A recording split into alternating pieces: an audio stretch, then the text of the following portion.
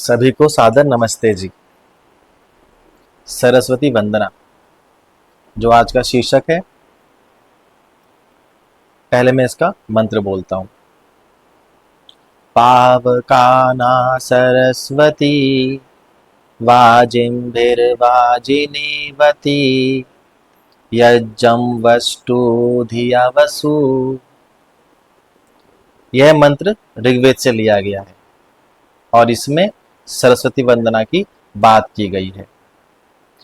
पर पहले ये विचार कर लें कि सरस्वती है कौन, किसकी वंदना वेद में की हुई है।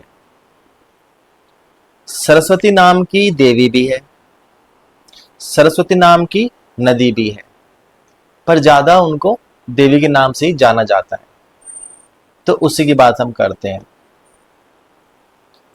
हिंदू पुरानी कथाओं में सरस्वती देवी को भगवान ब्रह्मा की बेटी माना जाता है और एक परंपरा के अनुसार तो सरस्वती ने ब्रह्मा से विवाह किया था।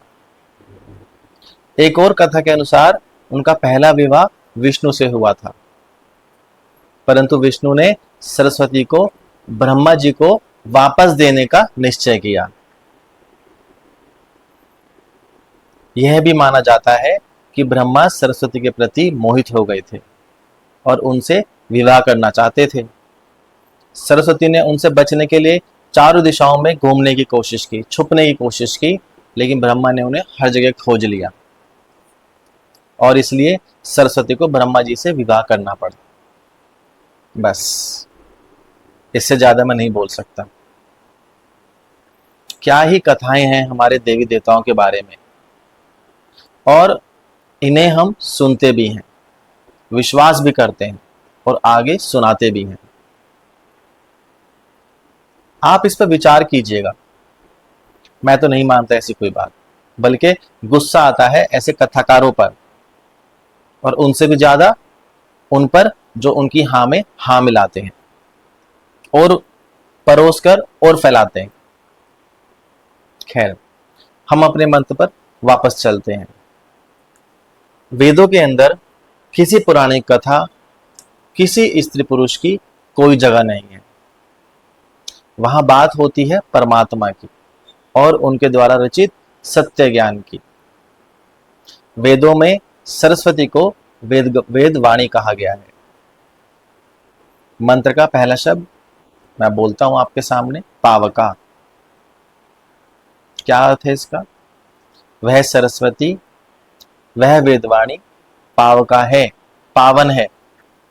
जो उसे सुनता है उसका मन पवित्र हो जाता है, उसके विचार पवित्र हो जाते हैं। आगे, वाजिम्भिर, सभी प्रकार के ज्ञान, जैसे अन्न का ज्ञान, धन का ज्ञान, बल का ज्ञान, विज्ञान का ज्ञान, सारे ज्ञान ही तो हैं वेदों के अंदर। आगे, वाजिनीवती, मतलब क्रिया वाली।